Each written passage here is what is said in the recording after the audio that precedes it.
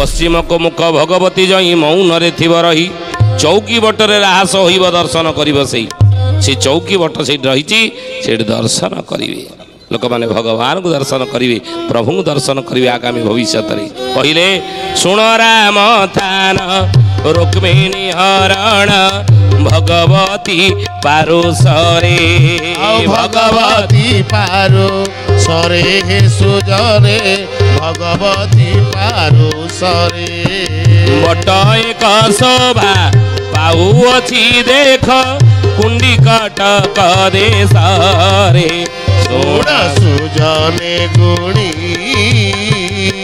बेड़ा काल आसी लाड़ी हे शुण सुजने गुणी महापुरुष लिखिछे कथा कहले बाबू सेठी आउ कौन हेउथिबो ना सेठी शुण रामतान रुक्मिणी हरण भगवती बारुचर से रुक्मिणी हरण करते भगवान कृष्ण बोली अच्युतानंद महापुरुष मालिकार लिखिले आमे कहूनु कि केते मत दियंत कहते ना रुक्मिणी हरण ये बोली ये क्षेत्र को कहती रुक्मिणी हरण स्थान तेणु रुक्मिणी हरण भगवती बारुचर माँ भगवती जितेबले कन्या माने विवाह पूर्वर भगवती पार्वती की पूजा करने जाती नहीं गौरी गणेश पूजन करती तेणु गौरी पूजन पे जाती तेणु से भगवती अच्छा पश्चिम को मुह कर जाते देखिए आप भगवती अच्छा तेणु से भगवती की पूजा करने जाते कि ना रुक्मिणी से प्रभु प्रभु सहित से चलीगले तेणु से बट एक शोभा पाऊ अच्छी देख कुंडी कटक एक बट शोभा पाँच हुंका एवं पर्यटन बढ़ुची से हुंका बढ़ुची धीरे धीरे बुझे आउ से कौन अलौकिक रही आप जहाँ मानसिक से करके जहाँ मानसिक करेंगे से कुंडी कटक से भीष्म कुंडी निकटरे एवं से रुक्मिणी हरण क्षेत्र में माँ भगवती निकट में समस्त मनोकामना मन वांछा पूर्ण हेब बोली अच्युतानंद महापुरुष मालिकार प्रमाण देले पुणी कौन कहले बाबू रे बेनिलिंग तही गुप्तरे थीबे बेला को हेबे बाहर नीलकेशरी जे नाम होइथिब आबर शंकरेश्वर आबर शंकरेश्वर हे सुजने आबर शंकरेश्वर आबर शंकरेश्वर हे सुजने आबरे शंकर स्वर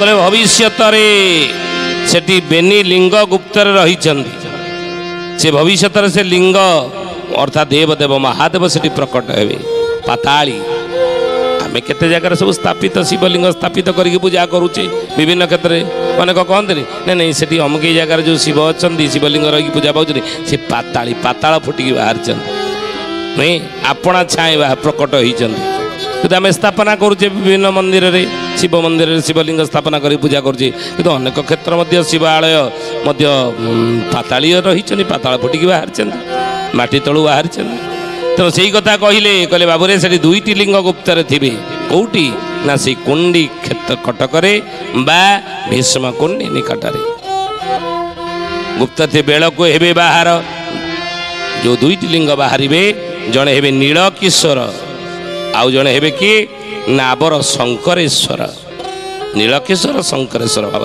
दुईटी शिवलिंग बाहर मस्तक रे जटा तले लोटो थीब तांडव नृत्य होइब तांडव नृत्य होइब हे सुजने तांडव नृत्य होइब रास वेदी जे कनक दुर्गार पारोसरे पुणी हेब सोना सुजने गुणी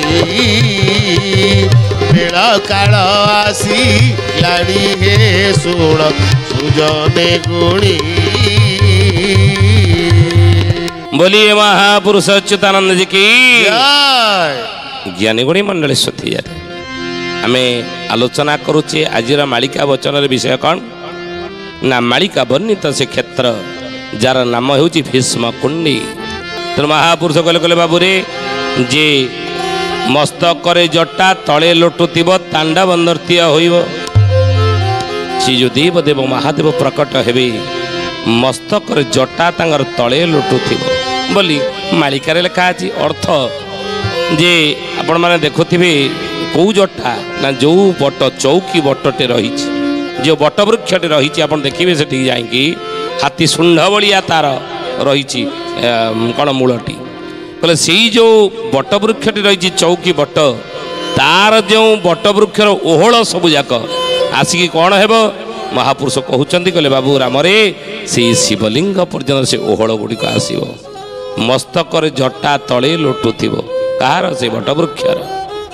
ତାଣ୍ଡବ ନୃତ୍ୟ ହୋଇବ, ରାହସ ବେଦୀ ଯେ କନକ ଦୁର୍ଗାର ପାରୁଷରେ ପୁଣି ହେବ। ଆଉ ବଟେଶ୍ୱର ଜୟ ଭଗବତୀ ଛନ୍ତି, ସାକ୍ଷାତରେ ସେ ପାର୍ବତୀ। ପଶ୍ଚିମ ଭାଗରେ ମାଳ ବଣରେ ସିଦ୍ଧ ସାଧୁ ବିହରନ୍ତି, ସିଦ୍ଧ ସାଧୁ ବିହରନ୍ତି ହେ ସୁଜନେ, ସିଦ୍ଧ ସାଧୁ ବିହରନ୍ତି, ସିଦ୍ଧ ସାଧୁ ବିହରନ୍ତି ହେ ସୁଜନେ, ସିଦ୍ଧ ସାଧୁ ବିହରନ୍ତି। ମହାପୁରୁଷ କହିଲେ ଗଲେ ବାବୁରେ ଆହୁରି ସେଠାର ମହାତ୍ମ୍ୟ କ'ଣ ନା ସେଠି ଗୋରୁ ଗୋବରରୁ ଗୋଟେ ଧାରଟି ସୃଷ୍ଟି ହେଇ ଗୋବରୀ ନଈ ଆଜି ସୃଷ୍ଟି ହେଇଛି। କେଉଁଠି ଗୋବରୀ ନଦୀ ପ୍ରବାହିତ ହେଇଛି ଗୋବରୀ, ଆଉ ସେଇ ଗୋବରୀ କୂଳେ କୂଳେ ଅନେକ ସନ୍ଥ ମହାତ୍ମା ମାନଙ୍କର ଜନ୍ମ ହେଇଥିବ ବୋଲି ଅଚ୍ୟୁତ କହୁଛନ୍ତି। ଆଉ ସେଇ ଗୋବରୀ ନଦୀରୁ ଏକ ଧାର ଯାଇଛି ଯାହାର ନାମ ହେଉଛି କ'ଣ, ଜରିଆ। ଜରିଆ ନଦୀ ଯେଉଁଠି ଆପଣମାନେ ଜାଣିଥିବେ ବିଶ୍ୱ ଭାତୃତ୍ୱ ଦିବ୍ୟାତ୍ମା ପରିଷଦ ଅଚ୍ୟୁତ ଗୁପ୍ତ ବ୍ରହ୍ମ ସଂଘ କ୍ଷିତିଜ୍ୟୋତି ଆଶ୍ରମ ସ୍ୱର୍ଣ୍ଣକ୍ଷେତ୍ର ମାହାଙ୍ଗାର ଯିଏ ହେଉଛନ୍ତି ଠାକୁର କେଶବ ସୁନ୍ଦର, ତାଙ୍କର ଯେଉଁଠି ଜନ୍ମସ୍ଥାନ ସେଇ ଜରିଆ ନଦୀ କୂଳରେ ଗୁପ୍ତ ଗଙ୍ଗା ଯମୁନା ସରସ୍ୱତୀ ଭାବରେ ସେ ଜରିଆ ହେଉଛି ବିଖ୍ୟାତ। ଇଏ ଗୋବରୀରୁ ଏକ ଶାଖା ବାହାରି ଯାଇଛନ୍ତି, ଆଉ ଇଏ ଗୋବରରୁ ଧୀରେ ଧୀରେ ଗୋଟେ ଜଳସ୍ରୋତ ହେଇକି ଗୋବରୀ ନଦୀର ସୃଷ୍ଟି ହେଇଛି। କୋଉଠୁ ନା ଏ ଭୀଷ୍ମ କୁଣ୍ଡୀ ନିକଟରୁ ବୋଲି ମାଳିକାରେ ଅଚ୍ୟୁତ କହିଲେ। ତେଣୁ ହି ଜ୍ଞାନୀ ଗୁଣୀ ମଣ୍ଡଳୀ ପୁନଶ୍ଚ ମହାପୁରୁଷ କହିଲେ ବଟେଶ୍ୱର ଜଇଁ ଭଗବତୀ ଚନ୍ତି, ସାକ୍ଷାତରେ ସେ ପାର୍ବତୀ। ଯେଉଁ ବଟେଶ୍ୱର ଭଗବତୀ ନାହାନ୍ତି ସେଇଠି, ସେ ସାକ୍ଷାତରେ ପାର୍ବତୀ ବୋଲି ଅଚ୍ୟୁତ ଲେଖିଲେ। ଆଉ ପଶ୍ଚିମ ଭାଗରେ ମାହାଳ ବଣରେ ସିଦ୍ଧ ସାଧୁ ବିହରନ୍ତି, ସିଦ୍ଧ ସାଧୁମାନେ ସେଠାରେ ବିଚରଣ କରୁଛନ୍ତି। ଅତି ପବିତ୍ର, ଅତି ମନୋରମ, ଅତି ସିଦ୍ଧ ସ୍ଥାନ ସେ। ଆପଣମାନେ ଯାଆନ୍ତୁ ସେ କ୍ଷେତ୍ର ଟିକେ ଦର୍ଶନ କରି ଆସନ୍ତୁ ଏବଂ ଯେଉଁଠି ଅଛନ୍ତି ମା ଭଗବତୀ ତାଙ୍କୁ ଦର୍ଶନ କରନ୍ତୁ, ସମସ୍ତ ମନବାଞ୍ଛା ମନକାମନା ପୂର୍ଣ୍ଣ ହେବ ବୋଲି ଅଚ୍ୟୁତାନନ୍ଦ ପ୍ରମାଣ ଦେଲେ। ପୁନଶ୍ଚ କହିଲେ ବାବୁରେ ଯେ ଚୌକି ବଟରେ ଲୀଳା ଚାଟିବ, ବସିଅଛି ଯୋଗ ମାୟା। ଦ୍ୱାଦଶ ଦିବସ ହେବ ମହୋତ୍ସବ, ମନେ ରଖିଥିବ ଏହା, ମନେ ରଖିଥିବୁ ଏହା ହେ ସୁଜନେ, ମନେ ରଖିଥିବୁ ଏହା, ମନେ ରଖିଥିବୁ ଏହା ହେ ସୁଜନେ, ମନେ ରଖିଥିବୁ ଏହା। ବୋଲେ ଆଗକୁ ଚୌକି ବଟରେ ଲୀଳା ଚହଟିବ, ବସି ଅଛି ଯୋଗ ମାୟା। ସେ ଚୌକି ବଟ ସେଇଠି ରହିଛି, ମାଳିକା ବର୍ଣ୍ଣିତ ଏ କ୍ଷେତ୍ର। ସେଠି ଆଗକୁ ଲୀଳା ଚହଟିବ, ବସି ଅଛି ଯୋଗମାୟା ସେଠି ରହିଛନ୍ତି। ଆଉ କେତେ ଦିନ ସେଠି ରାହାସ ହେବ ନା ଦ୍ୱାଦଶ ଦିବସ ହେବ ମହୋତ୍ସବ, ମନେ ରଖିଥିବ ଏହା। ଦ୍ୱାଦଶ ଦିବସ କହିଲେ 12 ଦିନ, ଆଗକୁ ଆପଣ ଲେଖିକି ରଖନ୍ତୁ। ମାଳିକା ବର୍ଣ୍ଣିତ ଏକ ମହୋତ୍ସବ ସେଇ ଚୌକି ବଟରେ ହେବ ଆଗକୁ କେଇ ଦିନ, 12 ଦିନ ସେ ମହୋତ୍ସବ ହେବ। ଚାରିଦିଗ ଭକ୍ତମାନେ ସେଠି ଆସି ମିଳନ ହେବେ, ଭେଟା ଭେଟି ହେବେ। ଏ ଅତି ପବିତ୍ର ପୁଣ୍ୟକ୍ଷେତ୍ର ସିଦ୍ଧସ୍ଥାନ। ତେଣୁ ହେ ଜ୍ଞାନୀ ଗୁଣୀ ମଣ୍ଡଳୀ, ଆମେ ବିଭିନ୍ନ ସ୍ଥାନ ଯାଉଛେ, ତୀର୍ଥ କରିବାକୁ ଯାଉଛେ, କାଶୀ ଗଙ୍ଗା ଗୟା ବିଭିନ୍ନ ସ୍ଥାନ, କିନ୍ତୁ ଏ କ୍ଷେତ୍ର ସେଇ କାଶୀ ଗଙ୍ଗା ଗୟା ଭଳି ଅତି ପବିତ୍ର କ୍ଷେତ୍ର ଚୌକି ବଟ ବା ଭୀଷ୍ମ କୁଣ୍ଡୀ।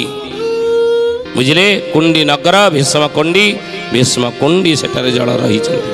ଆପଣ ଯାଆନ୍ତୁ, ସେଠାକୁ ଦର୍ଶନ କରି ଆସିବେ, ସେ ସ୍ଥାନର ପ୍ରଭାବ ଆପଣଙ୍କ ଉପରେ ପଡ଼ିବ। ଅନେକ ଉପକାର ଆପଣ ପାଇବେ ସେ ସ୍ଥାନକୁ ଗଲେ। ପରୀକ୍ଷା କରି ଦେଖନ୍ତୁ, ମାନସିକ ଆପଣଙ୍କର ପୂରଣ ହେବ। ତେଣୁ ଏହି ଜ୍ଞାନୀ ଗୁଣୀ ମାନେ ମହାପୁରୁଷ କହିଲେ ବାବୁରେ ଏଇଭଳି ସେଠାରେ ଏ କୁଣ୍ଡି ନଗର ବା ଭୀଷ୍ମ କୁଣ୍ଡୀର ହେଉଛି ମହିମା ମହାତ୍ମ୍ୟ ରହିଛି। ସାଲେପୁର ଆପଣ ବାହାନ୍ତି ଗଲେ ପଡ଼ିବ ସେ କ୍ଷେତ୍ର।